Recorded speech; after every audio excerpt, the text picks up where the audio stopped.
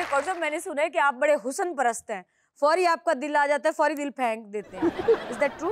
ये अगर सच होना तो मैं बड़ा ना हो जाता।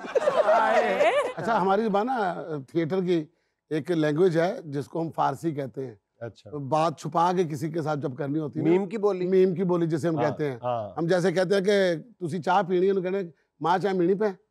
अच्छा, इसका असूल तो मेरा ख्याल सबको पता होगा, हमारे व्यूअर्स को भी पता होगा। मीम की बोली ये है कि आपने जो लफ्ज़ भी बोलना है उसका पहला हरफ जो है वो मीम लगा के और असल जो हर्फ है वो उठा के आखिर में लगा देना है। ये आपको भी सिखा रहे हैं, बड़े ये गुर की बात है। यानी अगर आपने जुनैद कहना है तो मुनैद जैं कहेंगे, मुनैद जैं। ठीक है, ऐसे ही है ना? ऐसे ही है उस्ताद जी। कापनू कहना मप कहें। अब जुमला ये है कि कौडू साहब, हम लोग सांगले में ड्रामा कर रहे थे, तो मेरा एक बंदे ने हमारी दावत की, तो हम लोग खाना खाने के लिए चले गए, तो उसने सिर्फ चावल पकाए हुए और ना कुछ सालन ना कुछ रहता। मैं सरदार मतलब सारे खा के आ गया। अगले दिन फिर कहता जी आपने मेरे घर पे खाना खाना है। अब उसको कोई इनकार भी ना करे और सारे एक दूसरे को कि तू मना कर, तू मना कर।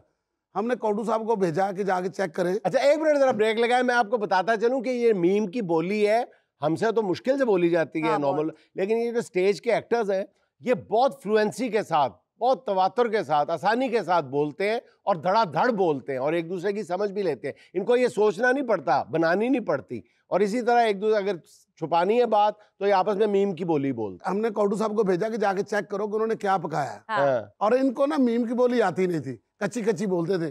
मीम लगाई नहीं, सिर्फ चैन लगाई।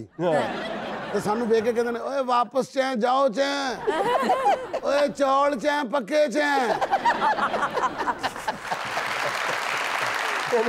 मीम की जगह चे की बोली बोल दी ना। सर, हमारे साथ एक फैमिली मौजूद है हमारी ऑडियंस में, और उनकी खास बात पता क्या है? क्या? उनका ताल्लुक उकाड़ा शरीफ से है। कौमी तराना बजाया जाए, तरामन खड़े हो जाए सारे। अच्छा, कौन सी फैमिली है सर ये? अच्छा, आप तशरीफ लाए हैं उकाड़ा से? अस्सलाम वालेकुम। वालेकुम अस्सलाम। वैसे होते थे तो लाहौर में है, लेकिन बिलोंग उकाड़ा और नाला से। ये भी हुण इत्थे ही हुंदे ने। ए सर, तुसी भी एंकर हो? क्योंकि उकाड़े दा हर बंदा इत्थे आके साडे ते एंकर लग जांदा। जे उकाड़ा दी गल कर रहे ने ते फिर तेरे फैसलाबाद दी गल दसा। जरूर दसो। ओ ना जी शूटिंग करके आया, मैं विक्की वाली आना हुंदा सा ते उत्ते मैं ना आराम कर रहे हैं। हुण तारक जवेद साहब नू ना दो जगह डिवाइड कीता है अम्मी होरां ने। ओ थल्ले एक साडा तारक मुगल दोस्त है, वो आया कहंदा ठक ठक अम्मी, अम्मी ने कहा जी कौन? ते वो कहंदा जी तारक, ते अम्मी कहंदे ने उत्ते जवेद सुत्ता पे है। हां, उत्ते जवेद सुत्ता पे। बड़ी रजाई सौंदे हुंदे सन कौडू साहब ने। रजाई के नीचे क्रिकेट खेलते थे, समझो क्रिकेट ही खेलते सन। अच्छा, वो मैं ना मेरी सिस्टर दी सहेलियां आईयां कि जी कौडू तुहाडे घर आके रहंदा, ते मेरी भैन कहंदी आहो सुत्ते पे ने। कहंदी किथे? कहंदी इस बेड ते। तो कहंदी थोड़ी रजाई चुक के विखा के। मेरी भैन कहंदी मैनू की पता हुण किथे पिया। अम्मी जी ने ना जी एक वाकया मेरे नाल इतना आला कीता है कि मैं सारी जिंदगी भी भूलना चाहवां ते नहीं भूल सकदा। मैं फैसलाबाद बड़े ड्रामे करता था, ते उन्होंने मैनू पूछे कि काका किन्ने पैसे लेना ड्रामे दे? मैं कहा जी इन्ने। कहंदे ने तू एने मैनू दिया कर। ते किसी दी भी जरूरत नहीं सी अम्मी अगे बोलने की, तो अम्मी होरां नू देते। ये किसकी अम्मी की भला बात कर? विक्की साहब की अम्मी की बात कर रहे हैं। विक्की साहब की जो वालदा थी वो फैसलाबाद नहीं बल्कि जितने भी स्टेज के आज के बड़े नाम हैं उनकी बाकायदा फुल फ्लेज माँ की हैसियत रखती थी। उनको ट्रेन करती थी, उनसे मोहब्बत करती थी, बड़ी बात। उनको अपने हाथ से बने हुए खाने खिलाती थी। अम्मी वाकई सारे नाल अम्मी वाला ही प्यार करते थे। ते उन्होंने ना कुछ ड्रामे तो बाद मैं मेरी बेगम नू कहंदे ने ए कुड़ी नू मेरे नाल भेज। मैं कहा जी तुसी ले जाओ, मैं कौन होना ढक्कन वाला? लेके गए ने उतो। मेरे को पता नहीं कि मैं की करनी, तुसी ले जाओ। उतो सोने दे कंगन पवा के ले आए। अच्छा, हाँ जी, यानी वो पैसे उन्होंने जाया नहीं कीते। उन्होंने उस दौर च भी ना इन्ना भला कीता। अजकल ते जेड़ा भी आंदा ना वो कहंदा लाओ भाई। ब्यूटीफुल। अम्मी जी और गल दसदे हैं, मैं अगला ड्रामा करन गया ते मैनू कहंदे ने ले फिर उड़ाई। जैसे कि स्टेज के अदाकार मीम की बोली बोलते हैं, हम लोग फे की बोली बोलते हैं। अच्छा, आप फे की बोली बोलते हैं? अच्छा, जैसे कि मैं बोलूंगी कि माशाल्लाह आप बहुत प्यारी लग रही हैं, तो मैं इनसे कहूंगी मफा शफा लफा अफा बफो खफत पफिया फारिफी लफगरफी फैन। ये मुश्किल है मीम से। ये अच्छा मीम की बोली तो थोड़ी समझ आ जाती है, फे की बिल्कुल नहीं आ रही। नहीं आती। और जबरदस्त, और थोड़ी थोड़ी फारसी भी लग रही है। जरा बताएं तो सही, हमें तो कुछ पल्ले नहीं पड़ा। फे की बोली क्या कहा है आपने? मैं समझ गया हूँ जी। उन्होंने कहा कि आप ये सीट के ऊपर मेहमान बैठाएं, आपने रोटी वाला टिफिन रखा हुआ है। नहीं यार, नहीं ये नहीं कहा। क्या कहा आपने? मैंने कहा है आप भी बहुत प्यारी लग रही हैं। अच्छा, आप भी बहुत। जी नेक्स्ट। अस्सलाम वालेकुम जी, मेरा नाम राना यासर है, यूनान से मैं आया हूँ जी, ओवरसीज पाकिस्तानी हूँ। आप कब से यूनान में है जी? मुझे 17 साल हो चुके हैं जी। मेरा 17 साल हो जी। आप लीगल तरीके, सच सच बताना है, आप लीगल तरीके से गए थे या डंकी लगा के गए थे? डंकी लगा के गए? जी जी। तो अब आप लोगों को सजेस्ट करेंगे यहाँ पे पाकिस्तान में कि वो भी डंकी लगाएं? नहीं जी, मैं तो यही मशवरा दूंगा क्योंकि हम लकी थे, निकल गए। हाँ? तो आपके सामने रोज हादसा होते हैं जी। कश्तियाँ जो होते हैं, आप लीबिया के रास्ते पिछले वीक में आपको पता है 3 कश्तियों में तकरीबन 70 से ज्यादा पाकिस्तानी उसमें डूबे हैं। लेकिन आप जैसी जो चंद सक्सेस स्टोरीज है ना डंकीज की, आप जैसे चंद लोग जो हैं उन्होंने हमारे दिमाग खराब किए हुए हैं। यूरोप में एंट्री का वाद रास्ता जो है ना ये खुश्की का, वो ग्रीस ही है, यूनान ही है। ये नहीं देखिए, खुश्क रास्ता है और नाम ग्रीस है। अच्छा, आपको ग्रीक आती है? जी आती है। सुनाए जरा, आप जरा मुसलसल बोलें जरा, हमारे शो के बारे में बताएं। पोली ओरे हो इन्हें ओला पिलिया इन्हें मारे से इन्हें पोली मारे से ना पोले पोले ना मारना। पोले पोले मारी जान देना। इसका मतलब है जी बहुत ज्यादा लोग जो है ना बहुत ज्यादा पसंद करते हैं। अच्छा, जबरदस्त। पोले पोले याद कर ले।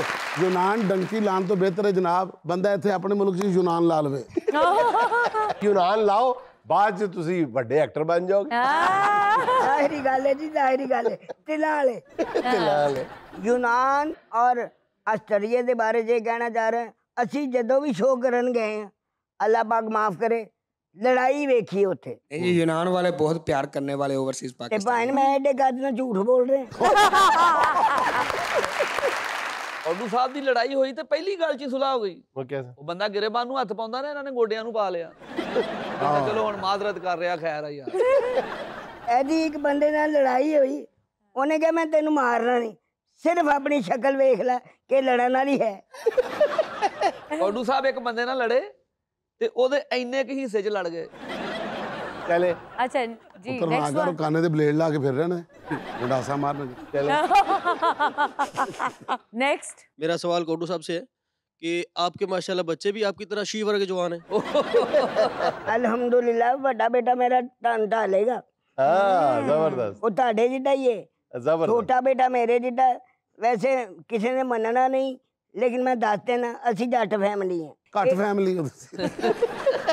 सुहाना का आज का सवाल है अपनी ऑडियंस से, वो कौन सा शहर है जिसके नाम का दूसरा हर्फ काट दिया जाए तो वो एक अदद बन जाता है, और अगर उसी शहर के आखिरी 2 हर्फ काट दिए जाए तो एक और हिंसा बन जाता है? पाकिस्तानी शहर है जी, पाकिस्तानी शहर है।